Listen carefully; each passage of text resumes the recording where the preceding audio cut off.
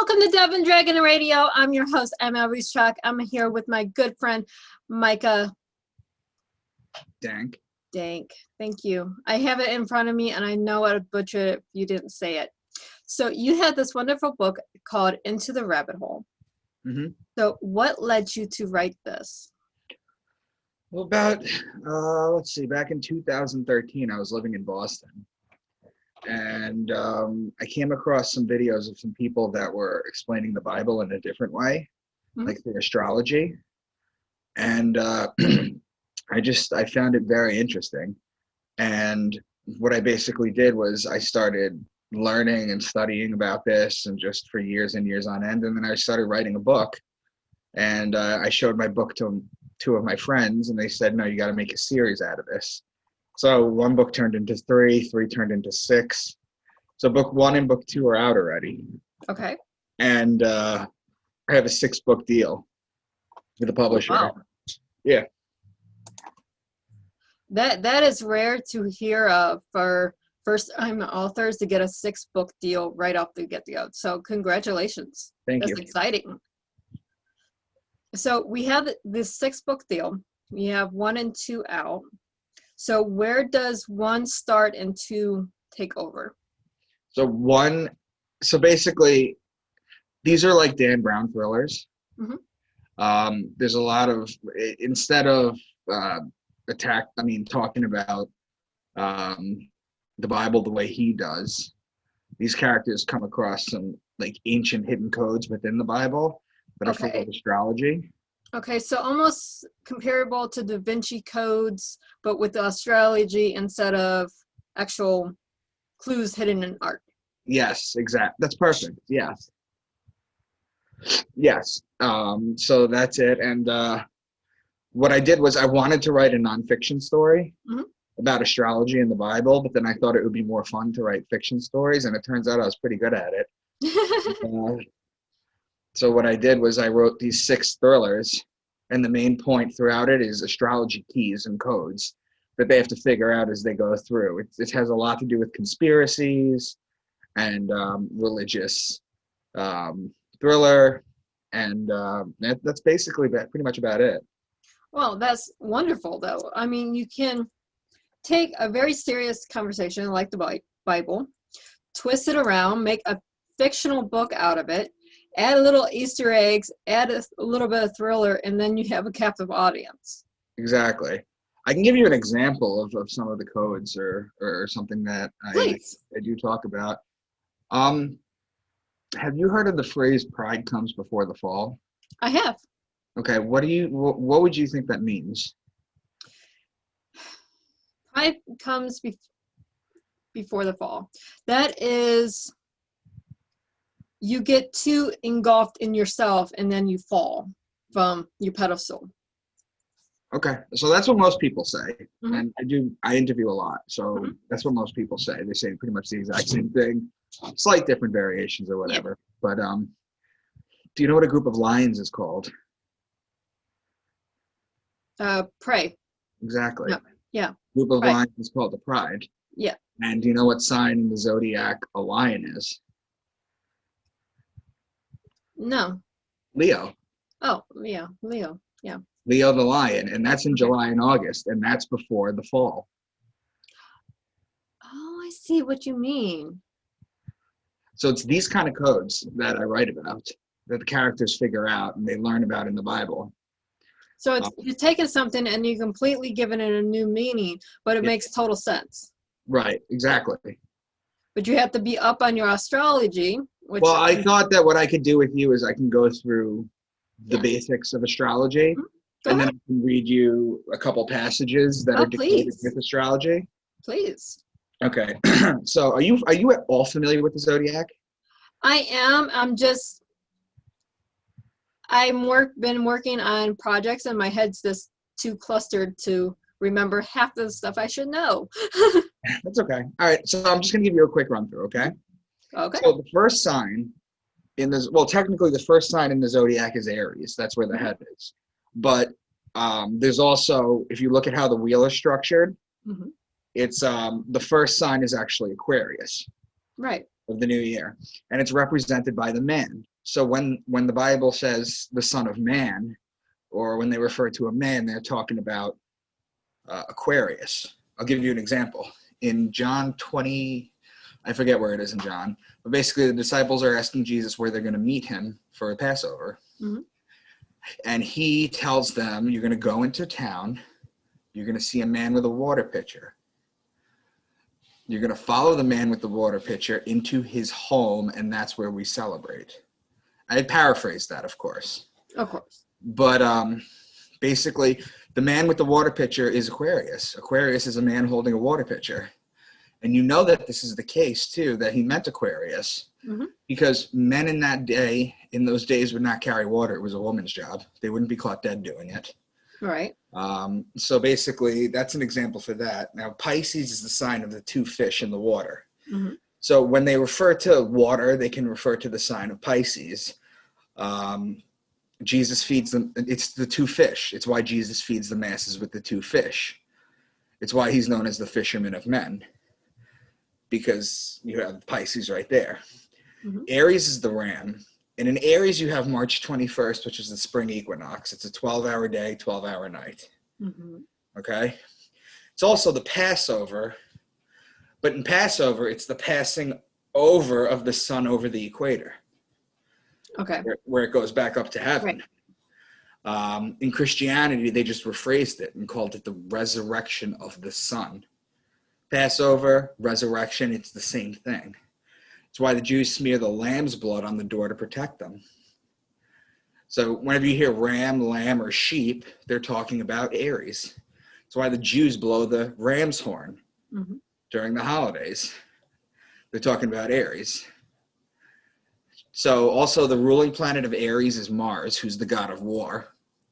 And that's why a lot of, and he's the ruling planet of Scorpio too. That's why a lot of people, a lot of Arians and Scorpios tend to have very strong personalities.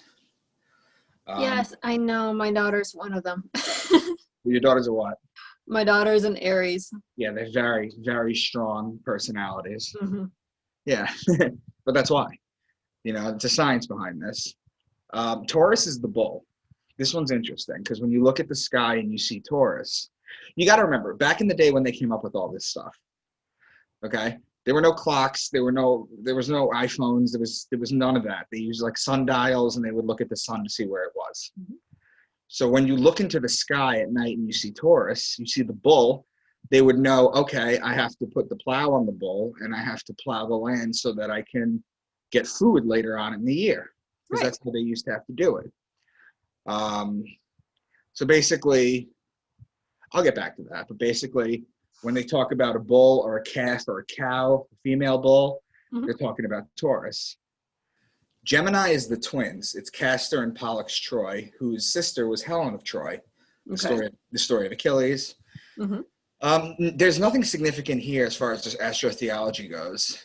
However, in the Bible, there's a place where they talk about twins. They talk about the twins that followed Jesus. They talk about Jesus riding in on twin donkeys. They mention twins quite a few times. That's talking about Gemini. Cancer is the crab.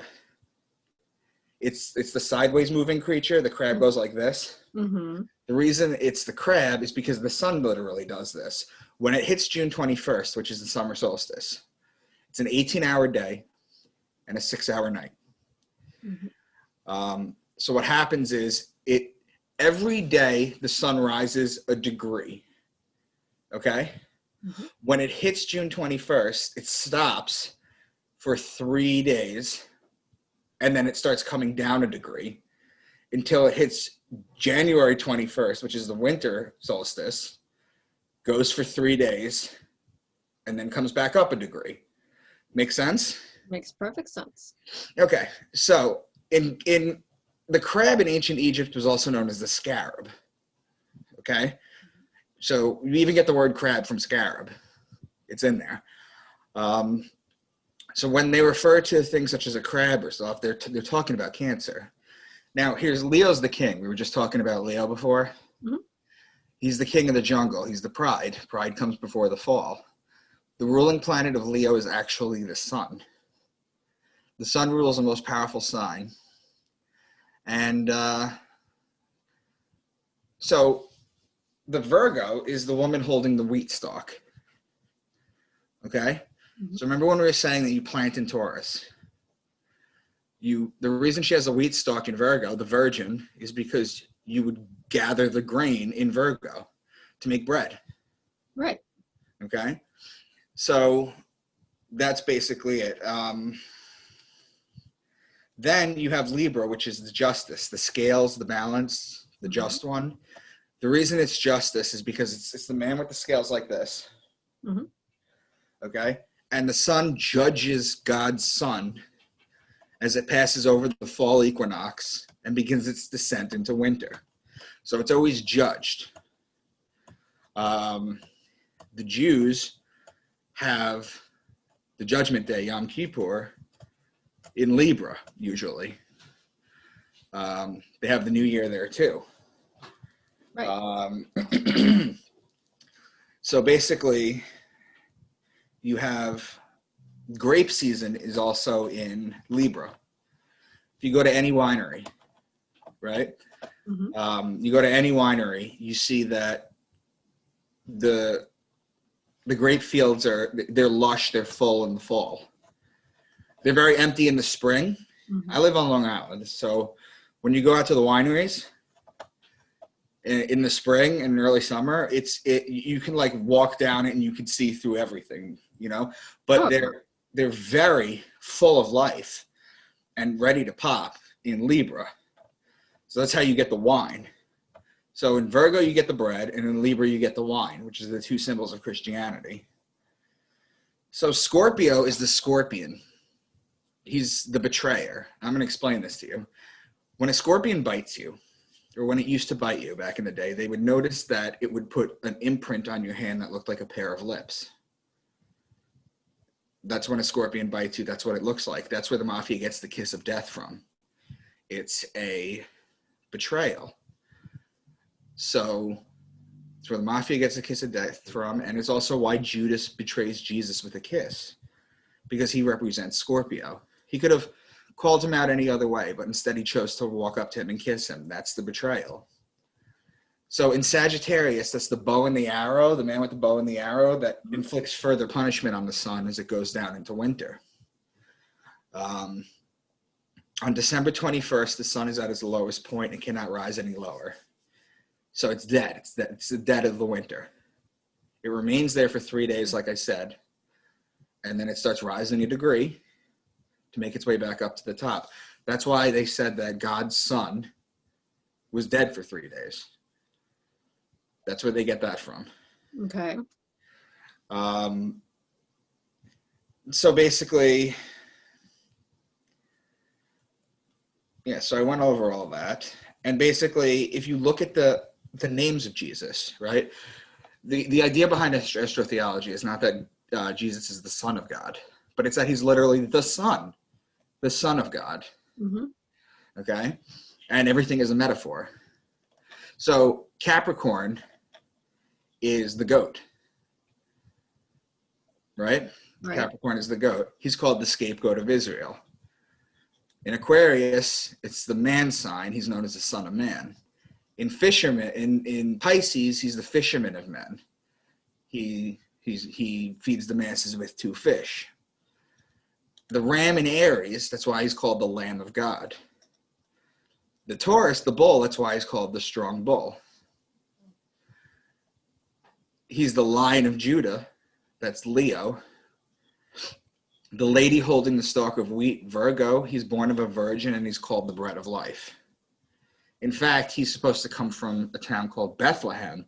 Bethlehem in Hebrew is a combination of 2 words, Bet and Lechem, which literally means house of bread. The house of bread is Virgo because of the wheat stalk. So when in the book of Micah, my namesake, where he predicts that the Savior will come from Bethlehem, he's literally saying it will come from the house of bread. He's literally saying he'll come from Virgo, from a virgin. The Savior will come from a virgin. You see how that was done? Mm-hmm. Okay. So Libra, the scales of justice, he's known as the just one. We went over the betrayal in Scorpio, and he dies in Sagittarius. It's also why he's worshipped on the sun day. I see. So I You did made pride. so much more stuff that makes sense. And I come from a family with multiple religions in it. So having it explained in a completely different way Mhm. makes it make sense. Because I have the Christian and the Jewish, both my family. Right. So I get both sides, but you're explaining it in a way that's compatible for both ways, but Right. also taking that and making this thriller out of it. And I can see why you did it. Yeah, you can, right? Thank you. So I'm going to give you a passageway from the Bible. Okay, I'm going to give you a passage. Now that we basically went over The code. the original stuff, right? In Deuteronomy 32, this is what it says. It says, he gave them honey from the cliffs and olive oil from the rocky ground. He gave his people butter from the herd and milk from the flock. He gave them lambs and goats. They had the best rams from Bashan and the finest wheat. They drank the best wine made from the juice of red grapes. But Jeshurun became fat and kicked like a bull. Okay? Mm-hmm. So, he gave them honey from the cliffs. In Cancer, there's an asterism. An asterism is like a small cluster of stars called the beehive. Okay. The beehive cluster. So that's where the honey comes from. The milk comes from the Milky Way galaxy. So when they're talking about the land of milk and honey, they're talking about from Cancer to the Milky Way galaxy, that area right there. That's the metaphor for the land of milk and honey. Olives are collected in Libra, and as are the grapes from wine. He gave his people butter from the herd and milk from the flock. The cow, the female bull, is Taurus, which gives the milk for the butter. The milk comes from the Milky Way galaxy. He gave lambs and goats. Lamb is a baby ram, Aries, and goat is a Capricorn. They had the best rams from Bashan and the finest wheat. That's Aries and the wheat, Virgo. They drank the best wine made from the juice of grapes. That's Libra. That's wine season. But Jeshurun became fat and kicked like a bull. That's Taurus. Mm-hmm. So just within that one passage, they had like 10 or 11 different metaphor towards the Zodiac. Right. So yeah, you can't go through any passage of the Bible now that you explained the Zodiac and the metaphors where it would not have a metaphor in it from the Zodiac. right. It'd be very hard to find it. In fact, I've done work on other books like the Book of Raziel, the Book of Enoch. Mm-hmm. I've done other podcasts on different books. All the Gnostic texts, all the texts that made it into the Bible, all the texts that didn't make it into the Bible, I've broken them down, and you can do this with any of them. It's an astrology book, is what it is. It was never meant to be taken literally. Have you ever heard of the Book of Job? I have. You know the story behind Job? It's been so long since I've heard it that I don't remember. So basically, he's leading a good life, and he's very pro God, and then God and the devil make a bet that they can get him to curse. So one by one, Job starts losing everything, and he never curses God. But there's a section where in Job, God challenges him. God finally responds to him. Mm-hmm. So I'm going to read this to you, and I'm going to show you how line by line this is astrology. Okay. Okay. First they say, he says, can you lead forth the Mazzaroth? The Mazzaroth literally is the Zodiac. Like, no bones about it. The Mazzaroth is the Zodiac. Over time, it becomes Mazzalot. Okay. Okay. And then over time, that became Mazel Tov, which literally means good fortune from the stars. Right. Right. So that's where it comes from. Mazel Tov comes from Mazzaroth. So the first two are very easy to tell that they're astrology and astronomy. Can you bind the chains of the Pleiades? Can you loosen Orion's belt? I don't even need to really go into that. Yeah, Orion's Zodiac, or not the Archer. He is a Zodiac sign, though. I know Orion. Yes. So he says, can you bring forth the constellation in their seasons or lead the bear with its cubs? So the constellations are the Zodiac above. Mm-hmm. And the bear and its cubs are Ursa Major, the Great Bear, and Ursa Minor. Have you heard of those two? Those two I have not. Okay. So he says, who can tip over the water jars of heavens? That's Aquarius. Mm-hmm. Okay. Do you hunt the prey for the lioness and satisfy the hunger of the lions? That's Leo. Who provides food from the raven? The raven has a constellation. It's called Corvus, which means raven, and it's borderlining on Virgo. So on top of the fact that you have the 12 zodiac signs, you also have 88 constellations. Right. Okay. At the time the Bible was written, you have 48. It was 48 constellations that were described. Okay. So I'm going to keep going through this real quick because on top of the zodiac, it's also the constellations too. Right. Do you watch where the doe bears her fawn? Mariga, M-R-I-G-A, means deer, is located in Orion. Who let the wild donkeys go free? Acellus borealis means donkey and is located in Cancer. Will the wild ox consent to serve you? That's Taurus. The wings of the ostrich flap joyfully. Lambda Aquile, or al-Thaliman, as it's known in Arabic, which means two ostriches. This one's not easy. And I'm going line by line through God's challenge to Job. Every line is just Astrology. It's just another, yeah.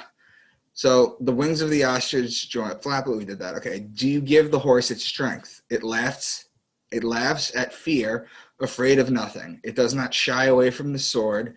The quiver rattles against its side, along with the flashing spear and lance.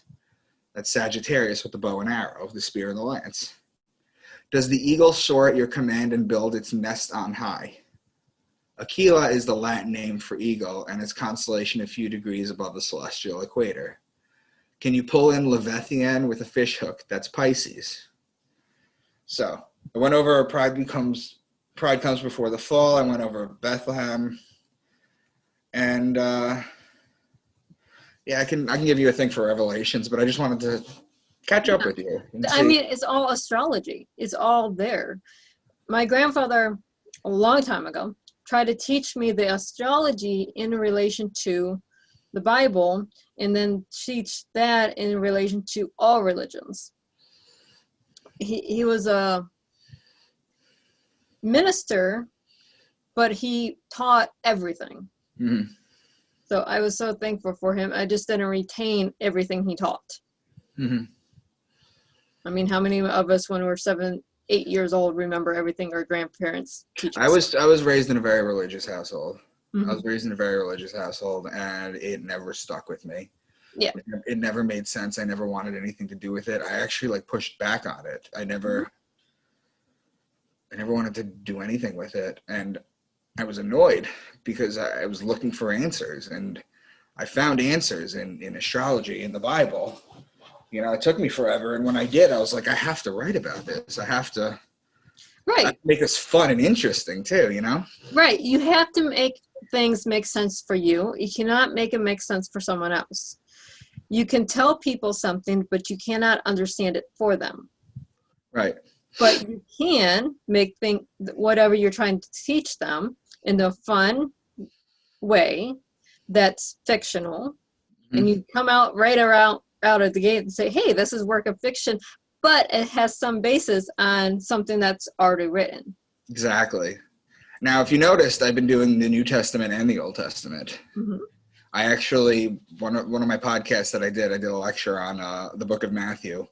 And like I just did it with the passage of Job, the challenge of Job.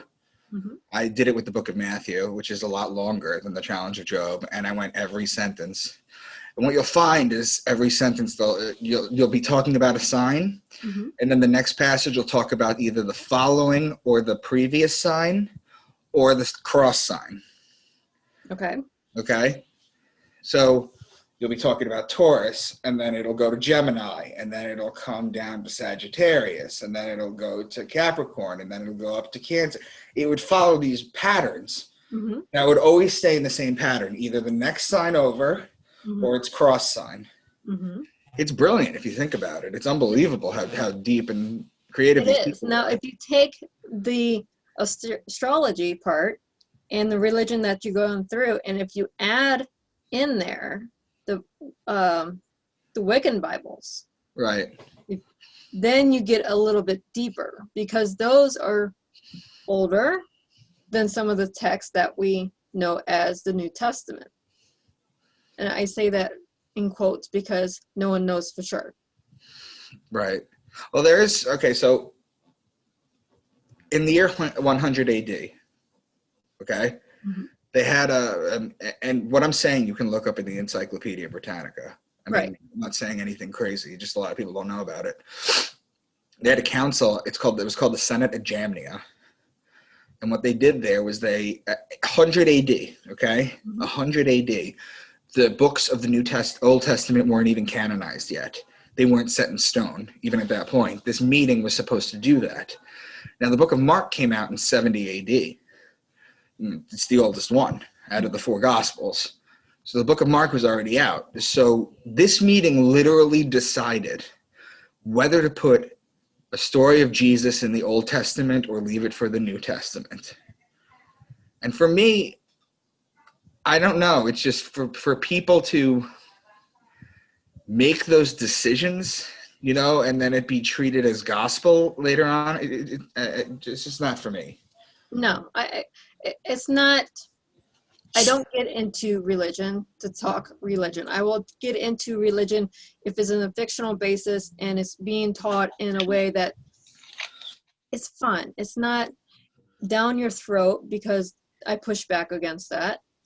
Right. But this is a fiction, but you have to do a little bit research on the subject matter to make it make sense and still be true to your story. Right. So I'll give you another example. We'll go to the New Testament, okay? Revelation 4:7. It's when they're talking about the four horsemen. You're familiar with that, right? Yes, the four horsemen and the 8 seals, I believe. Was it 7? 7 seals? I think it's 8. I just truly don't remember, to be honest with you. But in Revelation 4:7, he said the first living creature was like a lion. The second was like an ox. The third had a face like a man. The fourth was a flying eagle.